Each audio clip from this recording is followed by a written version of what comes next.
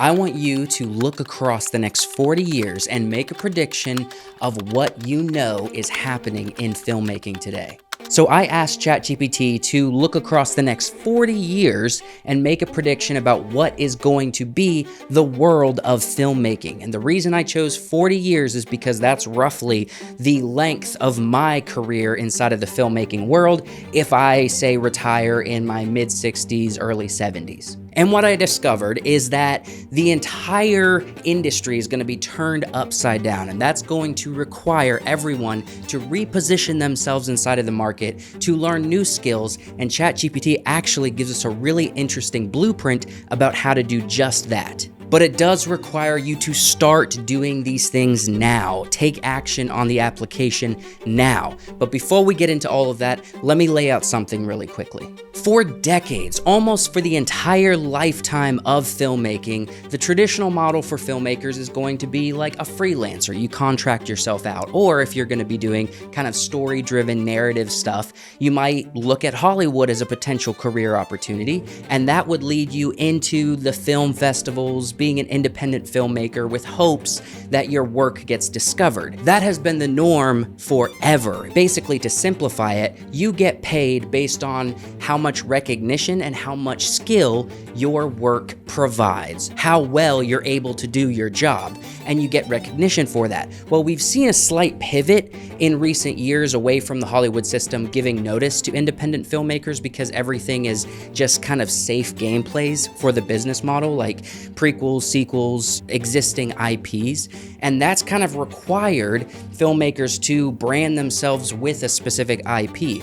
Or the, older legacy filmmakers, there's only a couple of them that can actually create something that's absolutely new, that's absolutely fresh. People like Chris Nolan, people like Denis Villeneuve. Only the legacy filmmakers are entering the space with new ideas when all of the younger or up-and-coming filmmakers are going to have to play by the rules the industry gives them. But basically, the industry's not giving any more opportunities to up-and-coming filmmakers. They just want to play within the rules they understand. And a big reason why they've kind of halted on innovation ideas is because the future is unpredictable, or at least like the technology that we're gonna step into over the next 10, 20, 30, 40 years is extremely difficult to predict, and we're kind of waiting for technology to match where the world is moving towards in the world of entertainment and filmmaking. So with all that said, if you're an independent filmmaker, the old rules, the norm that's been happening forever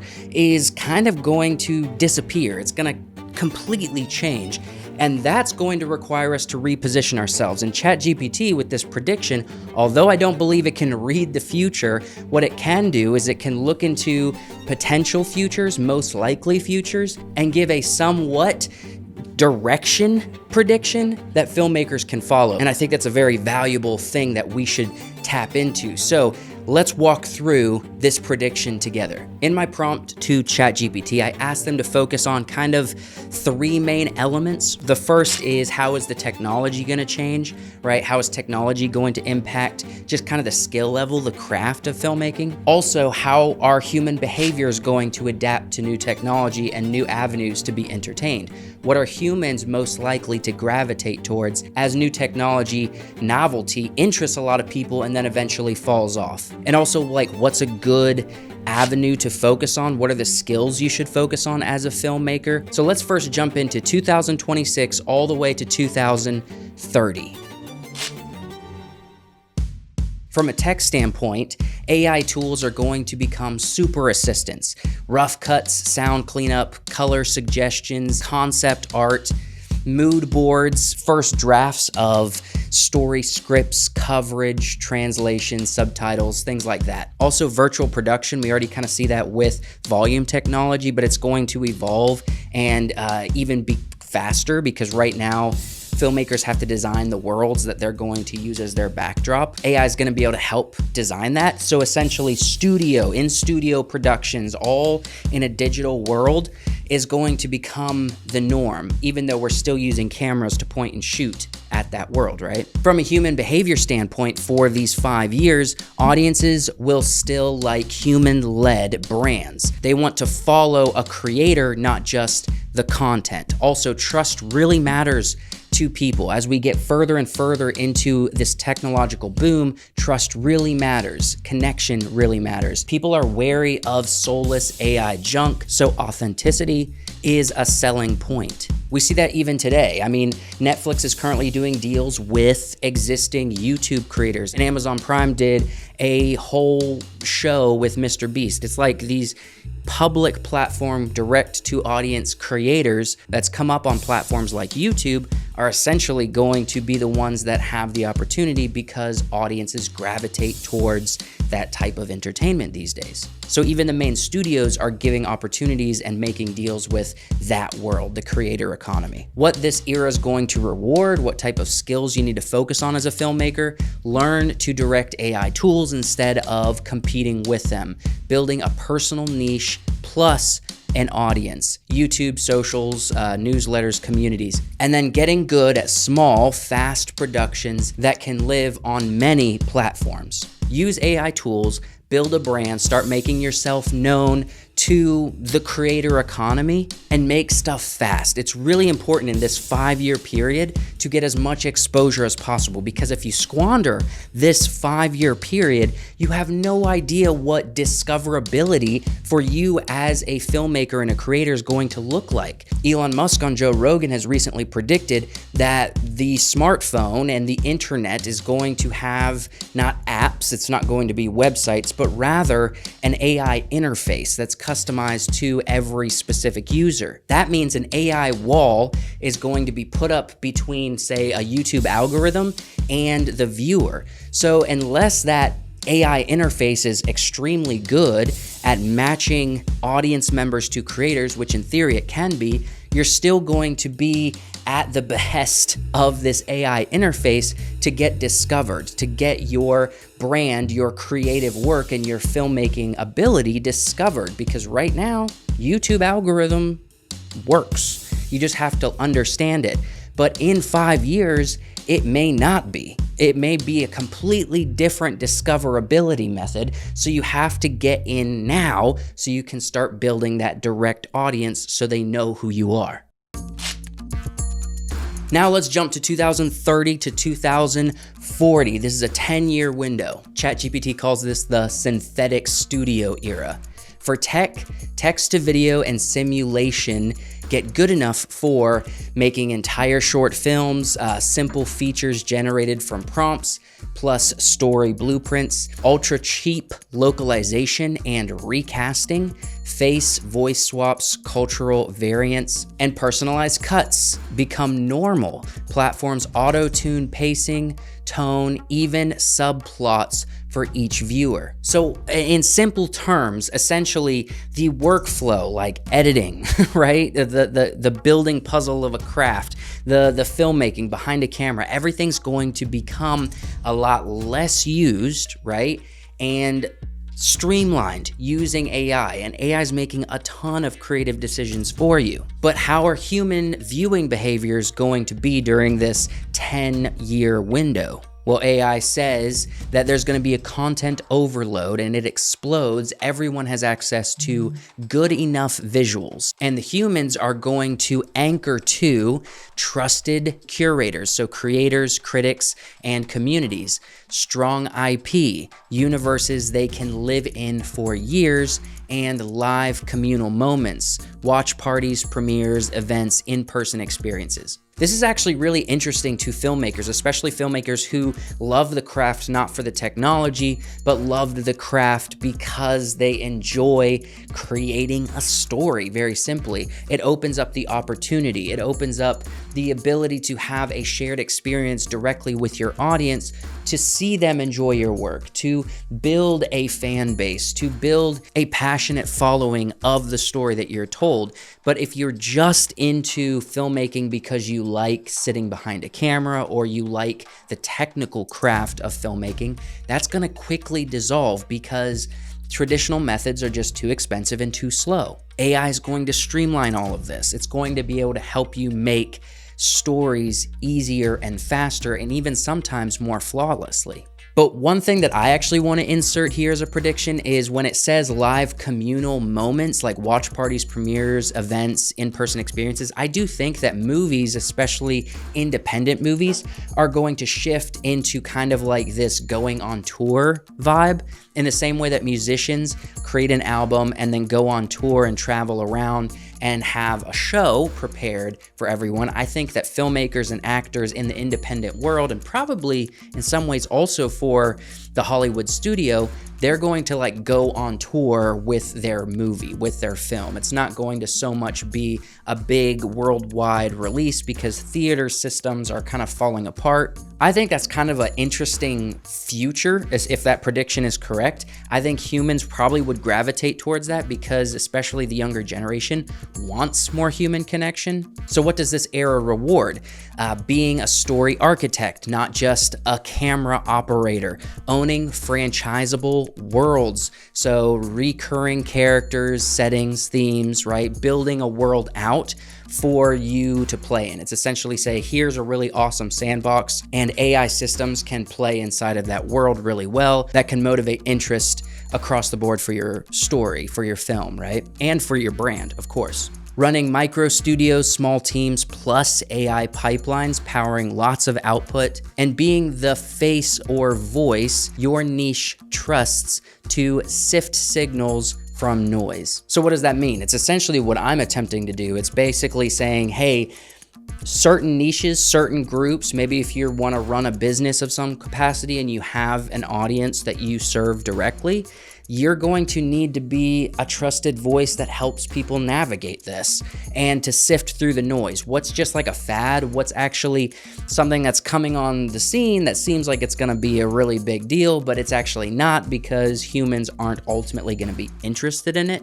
Those type of things. You have to build trust with the audience or with the community you are serving.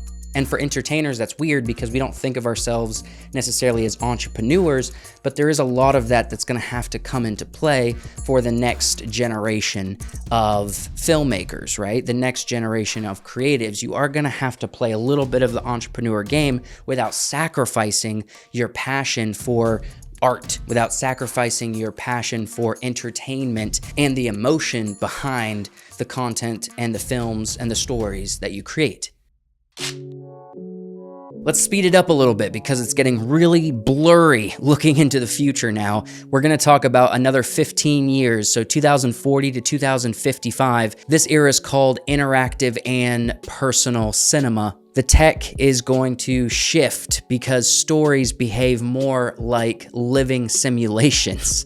Branching narratives that adapt to viewers' voices, biometrics, moods, AI actors that feel persistent and remember prior interactions, AR/VR or whatever replaces them makes films feel more like shared dreams or live theater with AI actors. So now we're getting into the world where AI is essentially crafting personalized entertainment for everybody that's viewing a specific piece of entertainment. This is kind of why the previous decade world building, creating that sandbox is extremely important, because AI is going to freely generate and personalize and customize inside of a specific world a entertainment experience for viewers.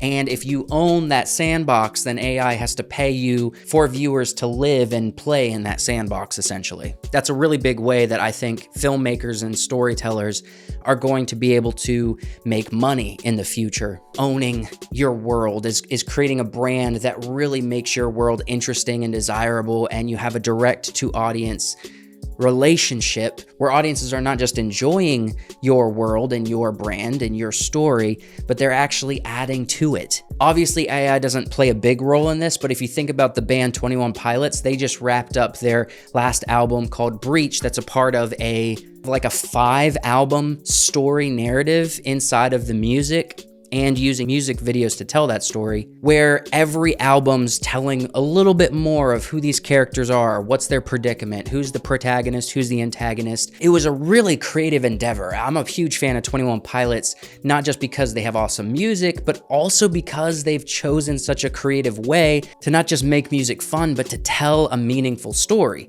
I think that's a really interesting example of how this is going to work. Because 21 Pilots, with every album, they were online, they were in their Discords, and they were actually crafting the story according to some of the theories that fans had, to some of the conversations that were going on around the characters inside of their story. So if you haven't checked that out, definitely just binge watch a ton of 21 Pilots music videos and you'll kind of see what I'm talking about, and then maybe watch a few YouTube videos that explains it somewhat. I think you'll probably just get stuck in a loop that's really enjoyable. Go check it out. So for the human behavior of this 15-year period, people still want finite, authored experiences, not just endless algorithmic wandering. There's gonna be a split that happens according to ChatGPT here. Some viewers, some audience members will prefer classic linear films, like the prestige of the art, right? Or cinema as an art form. And this is probably, that's gonna be really motivated by kind of that going on tour kind of concept. People will still want to have a viewing experience in the more traditional methods. I think even filmmakers could benefit by diving into some of the analog methods. It's like super human crafted, not digital at all. So like think of 35 millimeter film or something. Imagine if Chris Nolan went on like a 2-year tour with his newest film around the world. He would probably pack out stadiums if he was there talking about the films. You know, it was a whole show around the film, and also knowing that everything he did was on analog method of IMAX 70 millimeter film. I think that would probably do super well and make a ton of money. I think that's going to be a big way that filmmakers support themselves, and there's going to be an audience for that. There's also going to be an audience that probably is more like the gaming audience. They're going to gravitate towards this. Others live in an ongoing interactive world. So essentially AI powered and AI generated stories that viewers can be entertained with and interact with. So it's very much like gaming, but imagine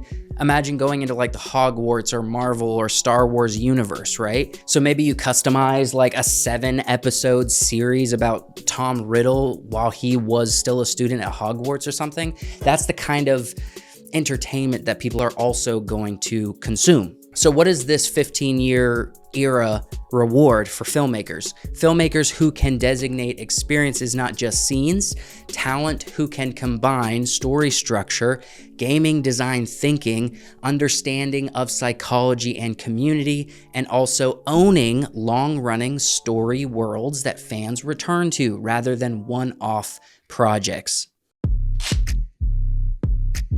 Whew. Okay, so we have one more period of time, and it is another decade. So from 2055 to 2065, this is gonna be roughly the end of my career if I live this long. And again, this is really far out, and I don't say that ChatGPT knows the future by any means or even knows what's gonna happen. This is just a rough prediction, but let's check this out. For the tech, nearly all execution, shooting, editing, video effects, even performances for many projects is commoditized. AI can mimic any style on demand. Human behavior. Humans still crave meaning, identity, and connection. They want to know who is behind the story and why. In a world of infinite auto-generated media, the scarce things are taste, what's worth paying attention to, conviction, having something to say, and trust. They believe you aren't just chasing clicks. That's very interesting. What is this era reward? Being a cultural voice, not just a technician. Owning communities plus IP plus distribution channels instead of renting everything from platforms. Building a body of work that feels recognizably you, even if the tools change every few years. So that was a ton of information, all right? So the next question that I'm logically going to ask when hearing all that is, What is actually valuable like today? What's actually valuable in 2026 to work toward with all of this future? I can't control this. I can't get to know every aspect of, how AI systems work and whatnot. What is actually going to move the needle that I can start doing today? I think what it's trying to communicate is that filmmakers need to build a brand. A lot of filmmakers think that their story will just speak for itself. Their film will just give them the opportunity they need. But I don't really think that's the case in the future. I think it's pretty clear that audiences are going to give you the opportunity. And how do audiences buy into you? They like your brand. They like what your personality entails. They like your opinions. That means you must build a brand that audiences can latch onto. But we also learned that AI is naturally going to create a ton of slop and drown out all of the good content. So how are you actually going to be discovered, especially if, like I said earlier, there is an AI interface that is a customized algorithm that basically disables your ability to easily access a new audience like we have been able to do on places like YouTube. How can you even build a brand if discoverability is becoming less and less of an option?